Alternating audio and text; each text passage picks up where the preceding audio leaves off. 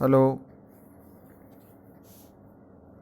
Hello प्यारे बच्चों, मैं doctor Bharatlal Meena, LBS government college Kotputli, सह आचार्य राजनीति विज्ञान। बच्चों, मैं आज आपके समक्ष बीए पार्ट द्वितीय के द्वितीय प्रश्न पत्र भारतीय राज्य व्यवस्था के अंतर्गत भारतीय संघीय व्यवस्था की प्रकृति के अंतर्गत भारतीय संघीय व्यवस्था की प्रकृति के अंतर्गत भारतीय संविधान के एकात्मक लक्षण, भारतीय संविधान के अंतरंग में उपस्थित एकात्मक तत्वों की चर्चा कर रहा हूँ। पहला है इकहरी नागरिकता, दूसरा शक्तियों का बंटवारा केंद्र के पक्ष में, तीसरा संघ और राज्यों के लिए एक ही संविधान, केंद्रीय सरकार राज्यों की सीमाओं में परिवर्तन में समर्थ, एकीकृत न्याय व्यवस्था, संकट काल में एकात्मक शासन, और सातवां है महत्वपूर्ण विषयों के संबंध में एकीकृत व्यवस्था। अधिकांश संघ राज्यों में दोहरा कानून, दोहरी न्याय व्यवस्था, दोहरी उच्च नागरिक सेवाएं, दोहरा लेखा परीक्षण इत्यादि व्यवस्थाएं होती है, किंतु भारतीय संविधान द्वारा उन समस्त विषयों के संबंध में जो राष्ट्र की एकता बनाए रखने के लिए आवश्यक हैं, एक रूपता स्थापित करने का प्रयत्न किया गया है। अखिल भारतीय प्रशासन तथा पुलिस सेवाओं की व्यवस्था की गई है। इन सेवाओं के सदस्य राज्यों में मुख्य प्रशासनिक पदों पर नियुक्त किए जाते हैं। राज्यसभा के 2/3 बहुमत से पारित संकल्प के द्वारा अन्य अखिल भारतीय सेवाएं भी स्थापित की जा सकती हैं। भारत के नियंत्रक महालेखा परीक्षक के अधीन भारत की लेखा परीक्षा तथा लेखा सेवा का आयोजन है, जो एक केंद्रीय सेवा है, किंतु यह संघ के साथ साथ राज्यों की व्यय तथा लेखा परीक्षा कार्य को भी संपन्न करती है। निर्वाचन आयोग की नियुक्ति राष्ट्रपति द्वारा की जाती है और आयोग संसद के साथ साथ राज्य विधानमंडलों के निर्वाचनों को भी संपन्न करता है। दीवानी तथा दंड संबंधी कानून संहिताबद्ध है और पूरे देश पर लागू होते हैं। उसकी एकरूपता कायम रखने के लिए उन्हें समवर्ती सूची में रखा गया है। आठवां है राज्यों में के राज्यपालों की नियुक्ति राष्ट्रपति द्वारा। भारतीय संघ के इकाई राज्यों में राज्यपालों की नियुक्ति राष्ट्रपति द्वारा की जाती है। राज्यपाल राष्ट्रपति के प्रसाद पर्यंत अपने पद पर रहते हैं। राज्यपाल केंद्र के प्रतिनिधि के रूप में कार्य करते हैं। राज्यपाल द्वारा इस तरह से केंद्र सरकार का राज्यों पर प्रत्येक स्थिति में पूर्ण नियंत्रण रहता है। राज्यपाल की नियुक्ति किए जाने की यह विधि संघात्मक सिद्धांतों के प्रतिकूल है।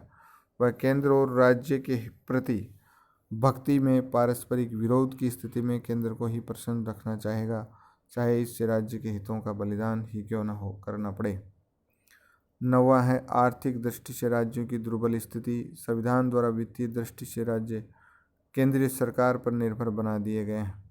केंद्र द्वारा राज्यों को विभिन्न प्रकार के अनुदान आदि दिए जाते हैं और इस आर्थिक सहायता के कारण केंद्र राज्यों पर छाया रहता है। आर्थिक क्षेत्र में आत्मनिर्भर न होने के कारण राज्यों की स्वायत्तता नाममात्र की है।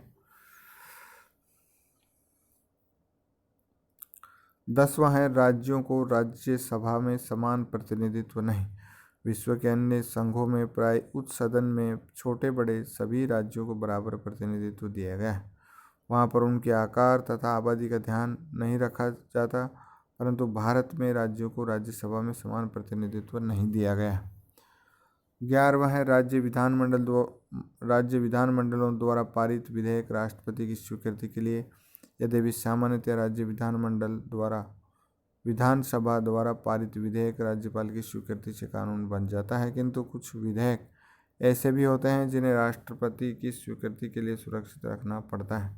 उनकी स्वीकृति प्राप्त होने पर ही कानून बनता है। 12वां अपेक्षाकृत सुपरिवर्तनशील संविधान। एकात्मक शासन प्रणाली में संविधान में संशोधन सरलता से किया जा सकता है। संविधान और साधारण कानून में अंतर नहीं किया जाता।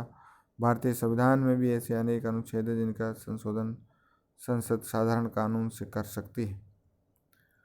13वां है केंद्र द्वारा राज्यों के मतभेदों का निवारण। संघ तथा राज्यों के बीच अथवा दो या दो से अधिक राज्यों के बीच विवादों का निपटारा करने के लिए संघ की स्थिति महत्वपूर्ण है। केंद्र सरकार के पास समन्वयकारी शक्तियां हैं। केंद्र सरकार ही वित्त आयोग, अंतर्राज्यिक तथा क्षेत्रीय परिषदों का गठन करती है। क्षेत्रीय परिषदों के माध्यम से केंद्र राज्य सरकारों की शक्तियों पर नियंत्रण रखता है। प्रत्येक क्षेत्रीय परिषद के अध्यक्ष के रूप में राष्ट्रपति एक केंद्रीय मंत्री की नियुक्ति करता है। भारतीय संविधान में बहिरंग व्यवहारिक स्वरूप में उपस्थित एकात्मक तत्व संवैधानिक प्रावधानों के अतिरिक्त भी कतिपय ऐसे राजनीतिक तत्वों का उदय और विकास भारत की राजनीतिक व्यवस्था में दिखाई देता है जिनसे एकात्मकता में वृद्धि हुई है। केंद्रीयकृत संघवाद का उदय हुआ है। ऐसे कुछ तत्व इस प्रकार हैं। भारतीय संविधान के बहिरंग व्यवहारिक स्वरूप में उपस्थित एकात्मक तत्व। पहला है प्रधानमंत्री का चमत्कारी व्यक्तित्व।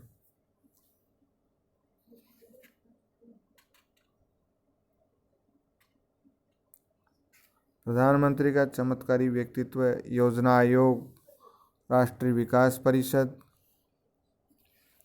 और मुख्यमंत्रियों पर भ्रष्ट आचरण के आरोप और जांच में केंद्रीय एजेंसियों की भूमिका।